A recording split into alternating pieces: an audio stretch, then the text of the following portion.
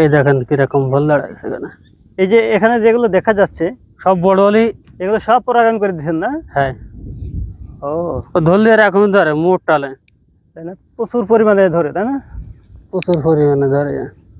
সুপ্রিয় দর্শক, আজ চলে আসছি আমার এক দাদার কাঁকরোলের ক্ষেতে। পাশাপাশি উনি অনেক ধরনের সবজি চাষের সাথে জড়িত। তো আজ আমরা জানবো ওনার কাছ থেকে কি কি সবজি তিনি চাষ করছেন এবং এই কাঁকরোল চাষ করে বাজারজাত করে কিভাবে তিনি আর্থিক প্রয়োজন মেটাচ্ছেন। আচ্ছা, কোন জাতটা ভালো ফলন হয়? ফলন বেশি হয় আপনার এইটা। এটা কি জাত? এটা দেশালের ভিতরে পড়ে এটা। দেশাল। তো এই এটা ফুল ফোটে প্রচুর আকারে, দেখেন ফুল পুরো সাদা দেখা যাচ্ছে যে প্রচুর পরিমাণে ফুল আছে আপনার জমিতে। হুম। তো এই যে কাঁকরোল চাষ করার জন্য উপযুক্ত সময় কখন? এখন এই বৃষ্টির সময় হয় বেশি। বৃষ্টির টাইমে এই কাঁকরোল এখন সময় বেশি হয়, মানে গ্রীষ্মকালে কাঁকরোল চাষের জন্য উপযুক্ত সময়, তাই তো?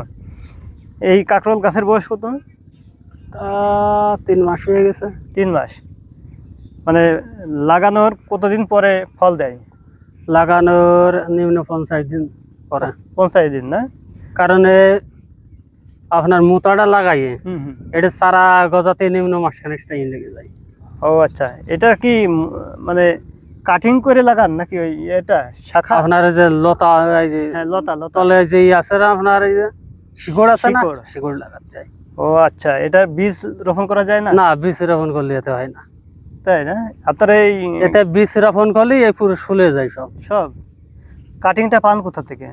এই যে জমিতে লাগাইছি না, এই জমিতে পরবর্তীতে আমার এই জমিতে যে মোটা পাওয়া যাবে নিম্ন 10 বিঘা লাগাতে হবে এরকমই। ও আচ্ছা আচ্ছা। এই মাটি তলে খালি শিকড় দেয়, শিকড় দিলে ওই যে শিকড়টা মোটা হয় ওই শিকড়টা লাগাতে হয়। ও ঠিক আছে। তো আসলে কাঁকরোল চাষ কেমন লাভজনক? করতে পারলে এতে লাভ আছে। কাঁকরোল চাষ করার জন্য এই যে জানলাটা সুন্দর করে তৈরি করেছেন, জানলা এইরকমের উপযুক্ত জানলাতেই কি কাঁকরোল চাষ করা যায়? তাই তো? এরকম দিতে হয়। এমনিতে মাটিতে বেয়ে বেয়ে সেটা কাঁকরোল তো ভালো হয় না। না, সেটা নষ্ট হয়ে যায়। কাঁকরোল চাষের জন্য অবশ্যই উপযুক্ত টাল ব্যবস্থাপনা, তাই না? হ্যাঁ। সার কি কি দিচ্ছেন? আমি কিছুদিন আগে আপনার বাংলা ড্যাপ দিছি। হ্যাঁ। আর সালফার দিছি, প্যাকেট সালফারে তো দিছি। সালফারের কাজটা কি? সালফারের কাজটা গাছ কালো রাখে, গাছ বৃদ্ধি করে। হ্যাঁ। তবে ফলন ধরানোর জন্য, বেশি যাতে ফল ধরে সেই জন্য আপনি কি ব্যবহার করছেন? বেশি ফলের জন্য কোনো কিছু ব্যবহার করা নাই, ওই সার দিয়ে আর কীটনাশক পচার ওষুধ দিতে হয়, আপনার কৃষির ওষুধ দিতে হয়। অনেক সময় ফল ঝরে যায়, নষ্ট হয়ে যায় না? যায়, অনেকটা যায়, নষ্ট হয়ে যায়। সেই ক্ষেত্রে আপনি কি ব্যবস্থা করেন? ওটার জন্য আমি এখনো কিছু দিইনি। তবে কাঁকরোল একটা সহনশীল জাত, তাই না? হ্যাঁ, সহজে নষ্ট হয় না। আমার এই জাতটা বুঝেছেন, ফুল প্রচুর আকারে ফোটে, এতে জালিও পড়ে প্রচুর আকারে, কিন্তু ফলটা একটু ছোট হয়ে যায়, তাই ছাড়া আর কিছু না। দেশি জাত এই জন্য ছোট হয় না? হ্যাঁ, পোলট্রিটা আপনার ফুল ফোটে পাতলা, ফলটা একটু বড় হয়। দেশি জাত বলে ছোট হচ্ছে, তাই না? তারপর খেতে তো মজা, তাই না? বিশাল মজা, কারণ দেশি জিনিসের স্বাদ অন্যরকম, তাই না? আপনি এই যে সুন্দর করে পরাগায়নের ব্যবস্থা করে দিচ্ছেন, যদি মৌমাছি বা প্রজাপতি বা মাছির মাধ্যমে পরাগায়ন হলে ওইটা ভালো হইতো, এই খাটনির কাজ করা লাগতো না। এই ধরেন আমি এই 9টাতে আছে একাধারে। আপনি এই যে কৃত্রিম ভাবে পরাগায়ন করে দিয়েছেন হাত দিয়ে, এটার জন্য সুবিধাটা কি? এটার জন্য সুবিধা একটাও আমার ফুল মার যাবে না। একটা ফুল মার যাবে না? বাহ, দারুণ।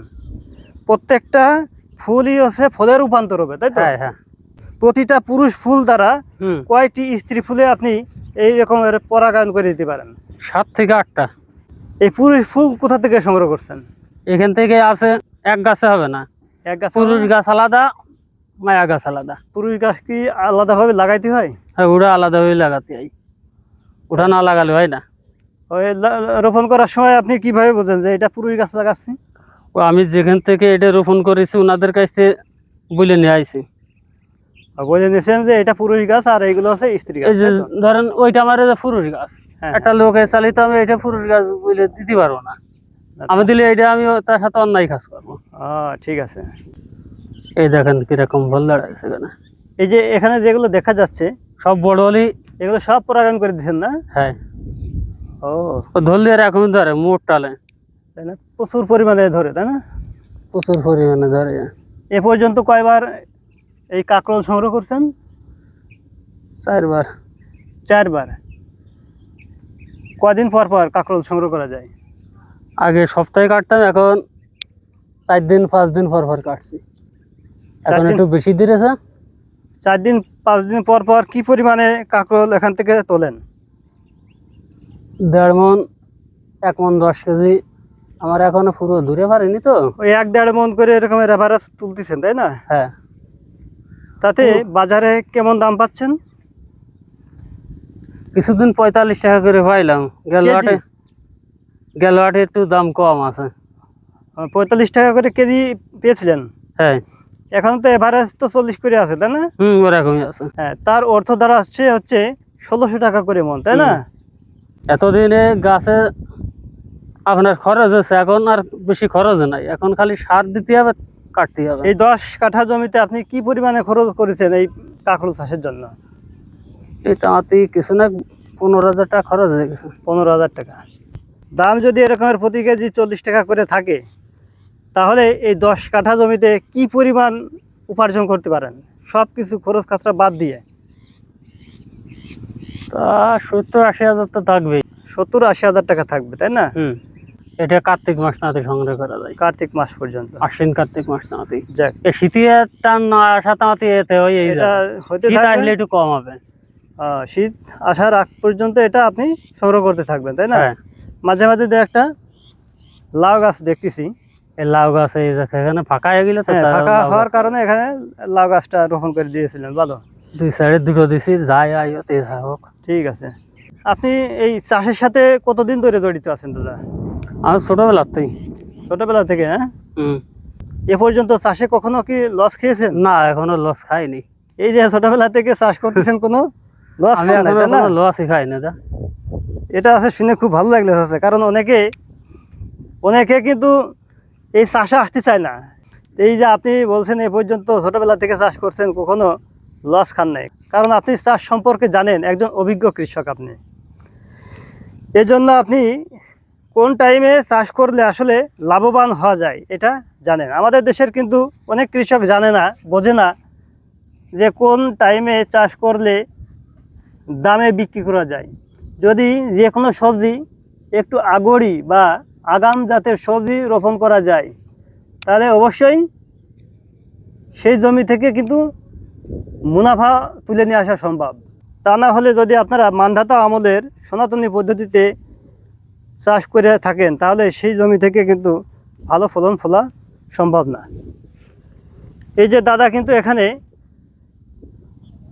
কাঁকরোল চাষ করতেছেন, প্রতিটা গাছে কি পরিমাণে কাঁকরোল ধরছে আপনারা দেখতে পাচ্ছেন। উনি কিন্তু শুধু কাঁকরোল চাষ করেই থেমে থাকেন নাই, পাশাপাশি বিভিন্ন ধরনের সবজি, ওলকপি, লাউ, এই যে শীতকালীন সবজির ভিতরে উনি পাতাকপি চাষ করবেন, ফুলকপি চাষ করবেন। আসলে চাষ করলে অবশ্যই বুঝে শুনে চাষ করতে হবে, তা না হলে চাষে কিন্তু ধরা খাওয়ার সম্ভাবনাও রয়েছে। তবে যদি আপনারা একটু পরিশ্রম করে, বুদ্ধি খাটিয়ে, সঠিকভাবে পরিচর্যা করে যদি যে কোনো ধরনের সবজি উৎপাদন করেন, তাহলে কোনো সবজিতেই কিন্তু তখন আপনি লসের সম্মুখীন হবেন না। আমাদের এই রাজকুমার দাদা, উনি ছোটোবেলা থেকেই কিন্তু বুদ্ধিমত্তার সাথে বিভিন্ন সবজি চাষ করছেন। এ পর্যন্ত কোনো সবজিতে তিনি লস খান নাই বা লোকসানের সম্মুখীন হন নাই। অবশ্যই আপনারা চাষ করবেন বুঝে শুনে, তাহলে আপনারা এই রাজকুমার দাদার মতো চাষে লাভবান হতে পারবেন। তো দর্শক বন্ধুরা, আজ এই পর্যন্তই। দেখা হবে অন্য কোনো পর্বে। সে পর্যন্ত আপনারা ভালো থাকবেন, সুস্থ থাকবেন। ধন্যবাদ।